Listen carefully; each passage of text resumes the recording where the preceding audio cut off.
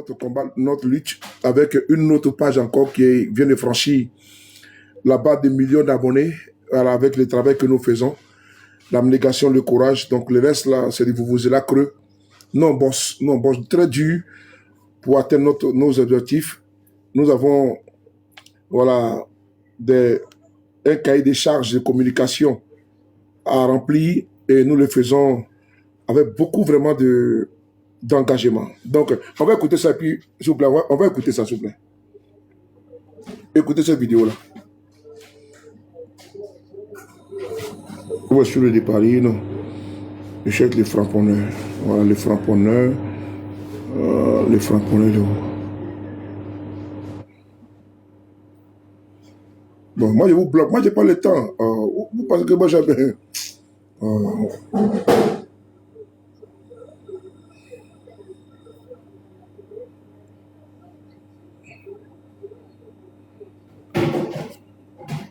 je vais vous écouter. Attendez 2 secondes.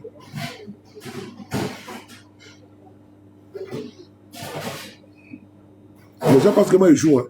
Quand tu viens me provoquer la tienne, ne me bloquer. Moi, j'ai pas le temps. Hein. Voilà. Non, on est en mort. Petit pisseur, là. Voilà. Écoutez cette vidéo-là. Écoutez ça.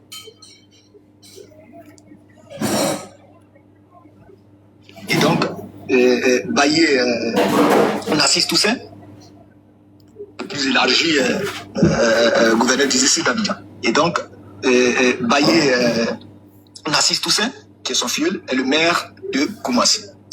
Alors, il a été interrogé, il a été entendu. Il y a... Cette vidéo-là, elle est importante. Je vous demande de rester concentré sur le combat originel. Parce qu'on a beaucoup de problèmes en Côte d'Ivoire que d'aucuns veulent détourner vos regards sur ça. Là, actuellement, il y a des situations qui sont problématiques, il y a des situations difficiles en Côte d'Ivoire. Et donc, je vais revenir encore avec les communications en profondeur. Vous avez un dossier qui est pendant. Il y a des révélations qui sont faites. Mais vous êtes distrait. Aujourd'hui, j'ai fait des révélations sur ma page Facebook. Et ce qui est important, un exemple, j'ai montré la photo de ce monsieur. Je vous avais dit que j'allais vous faire la révélation d'un monsieur qui a fait pratiquement 11 ans et 15 ans en prison et qui n'a pas été jugé. Effectivement, j'ai publié la photo aujourd'hui. C'est là. Vous voyez. C'est sur ma page Facebook, sur le départ. Donc, vous voyez, attendez. Les Ivoiriens ont tellement de problèmes que nous sollicitons. On n'a pas le temps même de nous apaisantir sur les problèmes. Donc, il faut qu'on reste concentré. Regardez ça là. Je vais vous montrer la photo du monsieur. Regardez ça, cette photo-là, regardez. Vous allez voir sa photo. Je vais prendre ça dans mon... Voilà. Il est là. Regardez ce monsieur-là. Regardez ce monsieur-là. Ce monsieur, il a été incarcéré en Côte d'Ivoire depuis le 30 septembre 2011. Voilà. Donc, vous voyez, faites la capture d'écran. J'ai partagé sur ma page Facebook. Je pense que les autorités ivoiriennes, avec le nombre de visibilité que j'ai vu sur ma page Facebook, je pense que elle est arrivée à bon port. Donc, ce monsieur que vous voyez, il a été arrêté le 30 septembre 2011. Voilà, le 30 septembre 2011. C'est maintenant 15 ans qu'il n'a pas été jugé. Il est en prison. Et nous espérons que les autorités ivoiriennes vont se saisir de son dossier et puis le juger. Parce que même un criminel, même un meurtrier, un voleur, tout délit confondu, a droit à la justice. Ou bien je me trompe. Donc, vous voyez, il faut que vous puissiez partager cette vidéo-là pour au moins que le jugement soit fait. Voici les sujets qui sont importants, les sujets qui sont capitaux, les sujets qui sont prépondérants pour notre lutte. Voici ça. C'est un monsieur que je ne connais ni d'Adam, ni de près, mais nos services de renseignement, de la communication nous ont apporté ces éléments d'information. Il s'appelle monsieur, je vais vous donner des informations qui sont avec ma possession, je vais vous donner des informations qui sont à ma possession actuellement. Il s'appelle monsieur, 2 secondes, vous que tout son nom, Seigneur, c'est ici ou c'est là-bas? Je pense que, attendez, je vais trouver. Oh là là. C'est dans ce téléphone-là. C'est dans ce téléphone. Bon, je peux trouver autrement. Je vais le faire. Je peux trouver autrement, c'est en me connectant. Oh Seigneur. Bon, c'est pas grave. Je pense que j'ai mis sur ma page Facebook. Il s'appelle Yacouba. Il s'appelle Yacouba. Koulibaly Yacouba, voilà, comme Dieu merci, voilà, il s'appelle Koulibaly Yacouba. Il a été emprisonné le 30 septembre 2011. Donc voici un sujet qui est là, qui est important. Je vous demande toujours de me contacter. Vous avez des preuves. N'hésitez pas à me contacter. Et nous allons dénoncer. Voici un problème qui est là, qui est important, qui est capital. Il s'appelle voilà, Yacouba Koulibaly. Voilà, mais vous avez vu que les Koulibaly sur la toile sont distraits. Les Yacouba sont distraits. Mais nous, on n'est pas distraits. Voilà, c'est Yacouba, les Koulibaly qui sont sur la toile et qui veulent faire le procès de la rébellion. Et pendant ce temps, les frères sont emprisonnés. Et c'est nous qui venons faire les vidéos pour eux. Allez-y comprendre. Donc, tous les Timités, les Seydou, les Silla, les Doumia, les Konaté et autres, là, ils sont sur la toile. Mais voici les frères qui sont en prison. Ça fait maintenant 15 ans qu'il est emprisonné et personne n'en parle. Je l'ai dit, moi, je suis très concentré. Je ne me laisserai pas distraire parce que mon combat, là, c'est l'originel dans lequel je suis. Jamais. Ils peuvent dire tout dessus de Paris. Mais je reste constant. Jamais je vais vaciller. Ma ligne de communication ne peut être ébranlée par n'importe quel, comment dirais-je, orage. C'est pas possible. Ça ne peut pas, c'est pas possible parce que je suis la tour de contrôle. Tellement concentré qu'on veut me distraire. Donc, si on veut me distraire, c'est moi de ne pas faire. Quand, comment dirais-je, les chiens aboient, la caravane elle passe. Est-ce que les aboiements des chiens empêchent la caravane de passer? Non. Alors, ici le dôme de fer, toujours calé. Il s'appelle Monsieur Koulibaly Yacouba. Koulibaly Yacouba, il a été arrêté depuis le 30 septembre 2011. Il est aujourd'hui emprisonné et il n'a pas eu de procès. 15 ans plus tard, nous voulons savoir pourquoi est-ce que la justice ivoirienne ne daigne pas le juger. Voici mon combat qui est là. Voici mon combat, ma lutte contre l'injustice, contre l'inégalité. Voici ça, mon combat, il est là. Il faut le comprendre. Mon combat, il est tellement clair. Lutter pour les personnes qui sont sans défense. Voilà, je suis l'avocat des sans défense. Je suis le défenseur de ceux qui sont opprimés, qui sont assujettis, qui sont abastillés. C'est lui qui est là. Il s'appelle M. Yacouba. Je ne suis pas son avocat, mais je fais passer le message à travers mon canal de communication, qui n'est pas d'Igbéré, de la distraction, ou bien d'aide-moi à détester. C'est le combat juste noble que je mène pour ma patrie. Il s'appelle Yacouba Koulibaly. Il a été arrêté depuis le 30 septembre 2011. Il n'a pas été jugé. Donc, il faut que vous puissiez partager cette vidéo pour que les autorités ivoiriennes puissent dire que Souley de Paris, et puis je les mets au défi. J'appelle Souley de Paris, je les mets au défi. Tous les civils militaires du RDR, je suis votre boss. Je dis, je vous mets au défi. Cette photo est là, je mets en grand. De venir me dire que ce monsieur, ce n'est pas vrai. Ok? Goz, Johnny va très bien. Goz, attends-moi ton commentaire. Goz, je te salue, j'espère que tu vas bien. Tous mes respects. Johnny Pacheco, mon très cher jeune frère, il se porte bien. Il se porte à merveille. Donc, je pense que si vous voulez, on peut faire un direct. Si vous êtes d'accord, vous me dites, hein, on peut faire un live avec lui. Donc, vous mettez oui, et je vais lui faire la proposition pour que lui et moi, on puisse faire un live même de 45 minutes. Ils vont donner de ses nouvelles. Est-ce que vous êtes d'accord? Je vais les solliciter. Je ne pense pas que Johnny peut refuser que lui et moi, on puisse faire un live et puis on l'appelle au téléphone, vous lui posez des questions en direct. Est-ce que vous êtes d'accord? Dites-moi, je vais... Si vous êtes d'accord, vous me dites, mettez oui. Donc, il n'y a pas de souci. Vous mettez oui. Bon, ok, donc, attendez, je vais faire les captures d'écran. Je vais lui envoyer tout à l'heure. Voilà, je vais lui envoyer lui-même, pardon. Et moi, il faut me faire les captures. Faites-moi les captures d'écran de oui, là, s'il vous plaît. Faites-moi le capture d'écran de oui, s'il vous plaît. Faites-moi le capture d'écran de oui, là, s'il vous plaît. Mes amis, que mon WhatsApp privé, faites la capture d'écran de oui. Nous allons débattre. Enregistrez-moi pendant que je suis de parler. Enregistrez-moi pendant que je suis de parler. OK. Et donc, nous sommes actuellement à 2h05 du matin, heure de Paris. Voilà. La question a été posée si Johnny Pacheco se porte bien. Bon, pour ma part, je sais qu'il se porte très bien, à merveille. Mais je ne peux parler au nom de Johnny Pacheco, puisqu'il fait souvent des vidéos TikTok et YouTube qui passent sur un autre canal, parce qu'il est blacklisté. Mais, suite à ma demande, j'ai demandé à ce que vous puissiez répondre oui, ou par non, si vous voulez qu'on puisse faire, comment dirais-je, de puisse l'appeler au téléphone, pour qu'il puisse intervenir pratiquement pendant 45 minutes. Voilà, je pense que ça ne va pas coûter cher à Johnny de nous prêter 45 minutes de son temps. Donc, je vais lui demander, comment dirais-je, comment de se prêter à l'exercice.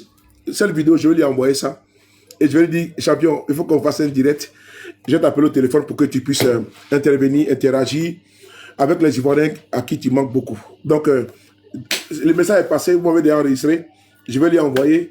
Et Johnny, je suis sûr, à 200%, avec le respect qu'il me doit et que je lui dois également, qu'il me voue et que je lui voue également, et que il me restitue et que je restitue également à sa personnalité et à la fraternité qui nous lie.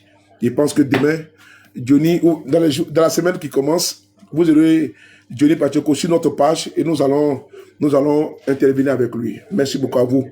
Merci beaucoup pour la question. Voilà, parce que c'est important également. À quelle heure? Merci beaucoup pour la question.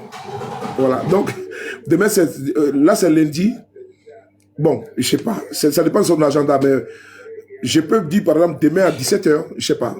Mais que Dieu donne la santé. Mais je pense que demain, je ferai tout possible pour qu'on fasse un live avec Johnny. Je ferai tout mon possible. Au plus tard, ce sera mardi. Mais je ferai tout. Je ferai fait de tout bois. Puisqu'il puisse quand même m'honorer. Est-ce que Johnny peut me refuser une interview sur ma page Facebook? Je ne crois pas, je ne pense pas. Donc, on va le solliciter. Je pense que Koukounion Chris Yvon va accepter de venir donner de ses nouvelles à nos frères et sœurs. Donc, demain, on va l'appeler, on va voir ce qu'il va répondre. Et puis après, au plus tard, ceux qui veulent interagir avec lui, vous allez interagir avec lui par notre canal, parce qu'actuellement, il est blacklisté. Après avoir dit ça, je vais continuer avec ça. Regardez sa photo. Je mets ici au défi tous les communicants du RDR réunis. Tous les communicants du RDR réunis. Parce que c'est moi qui guide, n'est-ce pas, le game de la communication avec eux. Voici cette photo qui est là.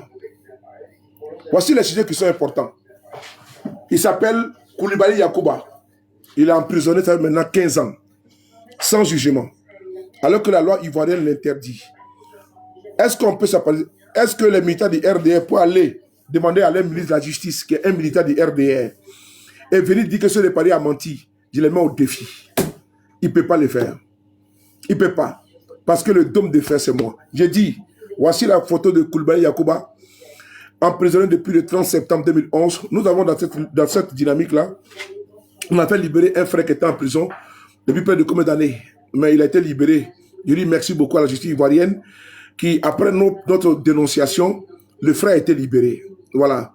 Il est sorti malade, mais il a été libéré. Il était à l'intérieur du pays. Nous avons dénoncé son incarcération et il a été libéré. Ça, salut mon frère Ibrahim, tout mes respects. Donc, voici Koulibaly Yacouba, faites la capture d'écran. Et donc, envoyez ça dans vos groupes de travail du RDR. Dites que votre boss vient de publier une photo qui est là. Koulibaly Yacouba, ça y est maintenant 15 ans il est en prison et il n'a pas été jugé. Je vous laisse la photo pour que vous puissiez faire la capture d'écran. Voilà, à votre convenance. Faites la capture d'écran. Et allez dire à Sasa Kabile que c'est le boss de Paris qui a dit ça. Voilà. Voilà. Voilà, vous avez vu, non? Il s'appelle Koulibaly Yacouba. 15 ans, depuis le 30 septembre 2011, il a été arrêté. Il n'a pas été jugé. Après avoir dit ça, nous avons également un deuxième élément. Au niveau des Dalois, la gendarmerie ivoirienne, l'armée ivoirienne, nous avons dénoncé une situation qui est gravissime, qui est moyenâgeuse et que nous allons également réitérer ici dans notre live. Nous allons faire des lives concis comme ça, des lives où nous allons remonter les informations que nous partageons sur Facebook. Parce que ici, d'aucuns pensent que c'est pour venir faire des distractions. Alors que moi, je suis en communication. Là, je viens de partager même une vidéo sur ma page TikTok, vous allez voir, sur le Sénégal. Et je suis polyvalent. Voilà. Et si quelqu'un polyvalent, je projette sur tous les sujets. Là, j'ai fait sur le Mali et autres. J'ai fait partout. Je suis quelqu'un de partout. Vraiment, le travail n'est pas facile. La communication est difficile. Elle est dynamique. Avec mon altruisme, j'arrive à me projeter dans toutes les communications où besoin il y a. Je vais vous montrer encore le deuxième sujet au niveau des Dalois. Partagez les gars. C'est pour sauver des vies. Nous avons des gendarmes en Côte d'Ivoire qui sont des terroristes, qui kidnappent des gens et qui demandent des rançons. Nous avons saisi officiellement le général Touré à Palo aujourd'hui, avec des preuves en cachant bien évidemment les éléments pour ne pas remonter nos informateurs. Donc, j'ai mon... C'est qui? C'est qui? Ok. Attends, j'attends même la pression maintenant. Bon, 2 secondes. Il faut oublier le petit débat, hein, pour les couches là. Ok.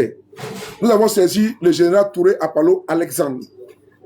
C'est une situation gravissime au niveau de Daloa.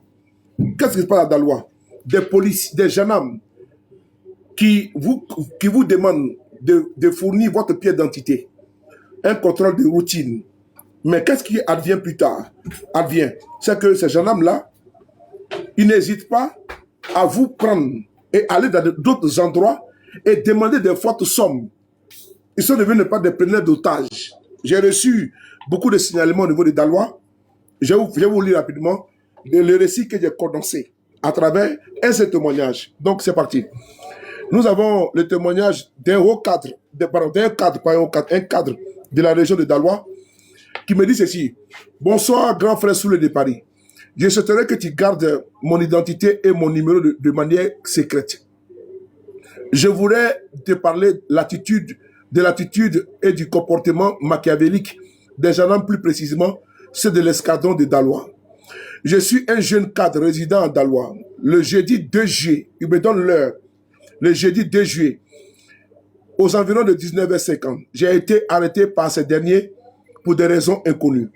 Pourtant, j'avais toutes mes pièces d'identité, entre parenthèses, CENI, CEMU, sur moi. Ils ont demandé après mes documents que j'ai tout brandi avec fierté. Mais malheureusement, ils m'ont obligé à monter dans leur véhicule, malgré la possession de mes documents d'identité.